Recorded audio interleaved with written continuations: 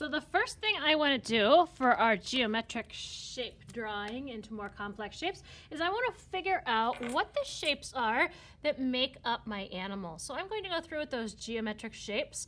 For instance, I'm going to do the ears as ovals, and then I'm going to do the head as a circle, the nose as a circle. I'm going to do a trapezoid here, and two eyes are circles, oval, rectangle, and then his body is sort of a triangle, isn't it? If I look at it, it's a triangle a little bit, and then rectangle and trapezoid. I could do a little triangle here, sort of a rectangle shape that's rounded at the top for here. I can go down, over, up to make a complete shape, and this one goes like this, and a little triangle here. Now I have my basic shapes. So when I transfer over here to my larger paper that I'm going to be using, I want to make sure to take up all this space, and I want to keep my ratios and my proportions the same. So when I'm working between my little dog and my big dog, I want to make sure his head, if I put my pencil here, about the top of his ears, and I pinch here at the bottom of his head, if I put that under his head, I can see his feet just come a little bit lower than that. So if I start over here with my dog head about here on my paper, because I'm enlarging, right?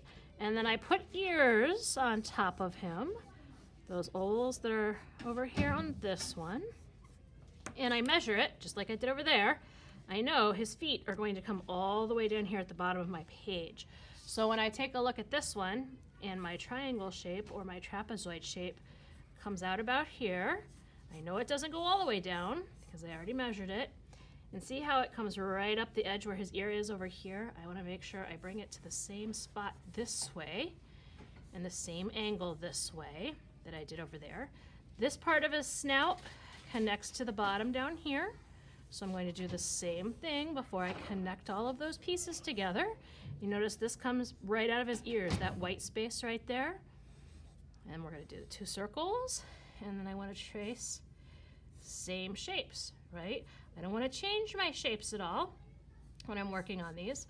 And he came all the way down to the bottom, didn't he? Just like that. And then another leg shape over here. And these touch, right? Right here in the middle. So I want to make sure this line's the same. I come over and work at the angle. And you see, sometimes I get sketchy. I don't do just a straight solid line. I sort of sketch it out a little bit.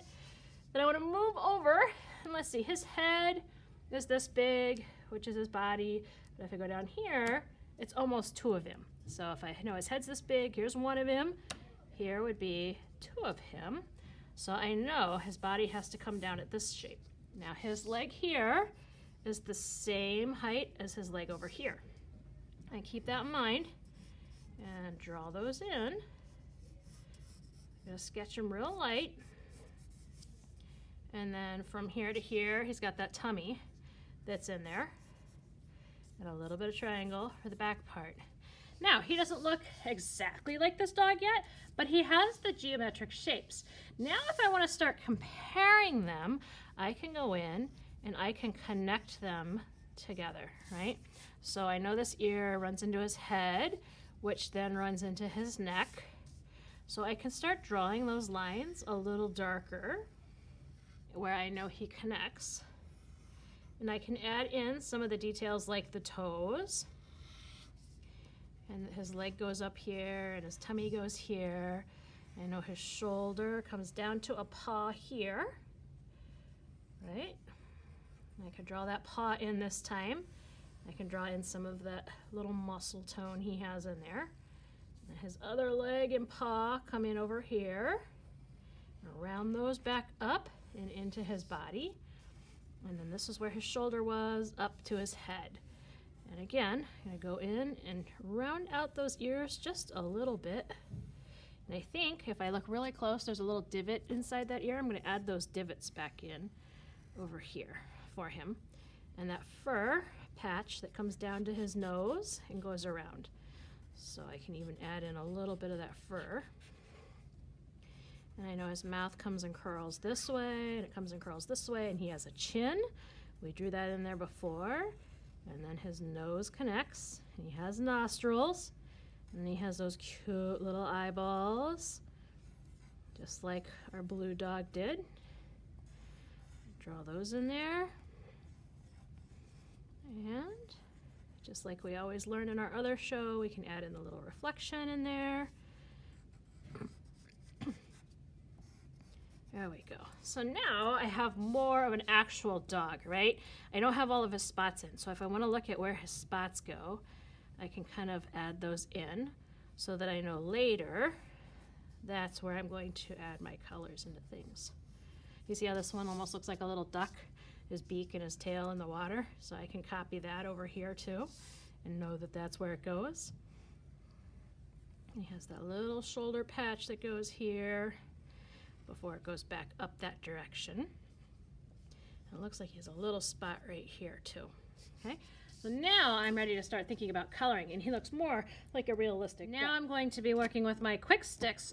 When we looked at our blue dog by George Rodrigue, he was blue in that particular picture, so you can pick any color you want for your dog. I think I am going to do purple dog because I like the color purple. So I'm gonna start with my basic colors for that. Quick sticks work like glue sticks. You twist them to turn them up one way, down the other way. And when you go in and you color, you wanna do it with some texture. So see, I'm not coloring smooth. I'm keeping my edges kind of bumpy. I'm gonna skip the areas. I'm gonna color with different colors later and maybe add in some of my shading and my shadows, right? Which means I'll need a darker color or a lighter color later. And you're gonna go through and you're gonna do this all over your whole animal. I left a lot of gaps. That's because I'm going to go back in with another color that's similar to add in some shadows in there. So it's similar, but still a little bit darker. I'm gonna go back in, and it can even do some light ones in there. Little stripes, stripes, stripes, stripes to make it more like fur, if you want to add a little bit of fur, but you don't want to add too much because you really want to keep the texture in there, right?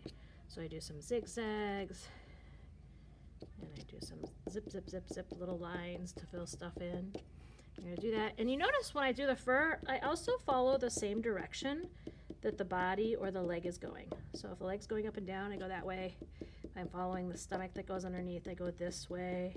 So you might change the direction of your quick stick depending on which direction the fur is going, right? You want to keep it directional to help emphasize to the eye that your fur is going a specific direction. All right, so now I kind of have my dark color, my medium color, and I'm going to go back in with a little bit lighter color to just add in a little bit more presentation. Any place that's still white, it's going to fill that in a little bit on here. And I want to make sure I have some sort of a separation over here. I'm going to do his nose. And you get to pick your colors, of course.